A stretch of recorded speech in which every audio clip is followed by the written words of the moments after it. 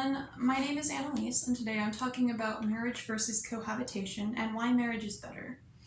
We have officially reached a point where more couples have cohabited than have been married.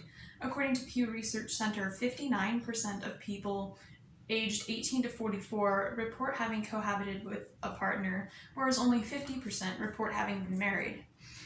This is very far from where we were societally, say, 100 years ago.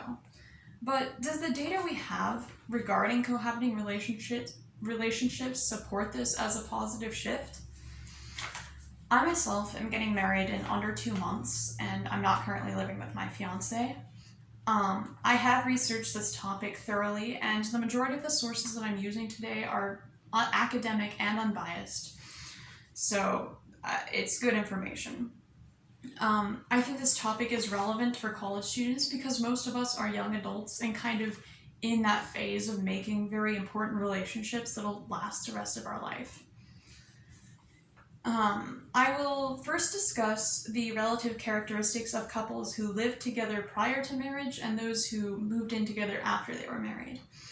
Then I will discuss the relationship between cohabitation versus marriage on things like mental health, socioeconomic status, and life satisfaction.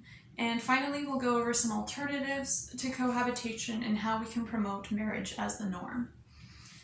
The biggest argument in favor of cohabitation is that it gives you a chance to have sort of a trial marriage and get to know what a person is really like before you are legally tied to them and fully committed. But for decades, studies have shown a higher divorce rate among couples who cohabit first, and this was reported as recently as 2018 in the Journal of Marriage and Family.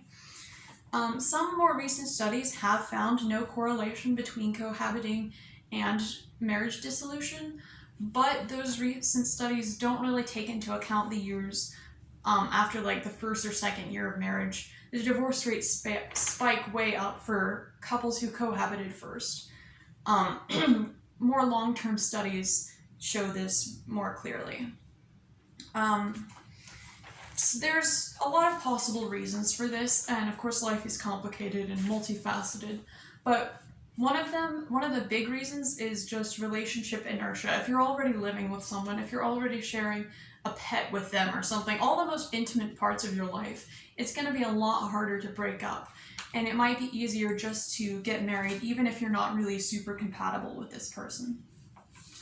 I don't have time to delve into all the reasons, unfortunately, but now that we've discussed the effects of cohabitation on marriage, we will move on to the effects of cohabitation and marriage on other parts of life, especially mental health. The Australian Institute of Family Studies found evidence that married people have better mental health than cohabiting couples, although, to be fair, this is unclear whether this is because marriage promotes mental health or more mentally stable people choose to get married. But either way, I believe my point stands. National Health Statistics reports cohabiting people tend to have lower academic achievement and make less money than married people. And this is even after taking into account that a lot of cohabiting couples might be like young adults who don't have their college degree yet. There are plenty of older adults who have lower education, you get what I'm saying. There's worse communication skills, lower marital satisfaction, or I guess relationship satisfaction if they're not married, and higher levels of domestic violence for cohabiting couples. Recent studies from Pew Research Center have found that married couples have significantly more satisfaction and trust in their partners than unmarried couples who are cohabiting. And this holds true for pretty much every facet of their relationship. So clearly, there are more problems with cohabitation than its widespread popularity would lead us to believe. So I'm suggesting that we repopularize marriage, at least on a small scale. One of the main reasons that couples say they choose not to get married and just cohabit is that they can't afford a wedding, which, the wedding industry is a scam, first off. If you have friends and family who can volunteer their services and onto as like a really high quality camera and you put her in charge of photography, things like that, you can pull off a wedding quite cheaply, I promise you. And And this is just me, so take it with a grain of salt. But if your relationship is really important to you and you want to commit, go all in. Marriage leaves no room for ambiguity, whereas cohabitation is more of a holding the foot in the door kind of halfway point. If you know and love someone enough to commit to them, then a trial period shouldn't be necessary. That's what dating is for. If you can't imagine your life without someone, then my question is, what are you waiting for? Excuse me. Today we've looked at data that indicates cohabitation as a clear risk factor for divorce, lower mental health, and lower relationship satisfaction. And we finished up by a very brief conversation about some things we can do to make marriage more of the norm again.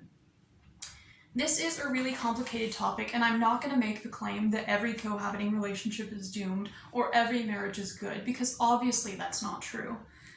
But even taking into account and adjusting for variables like religiosity and socioeconomic status, data comes through revealing the risks of cohabitation and the benefits of marriage.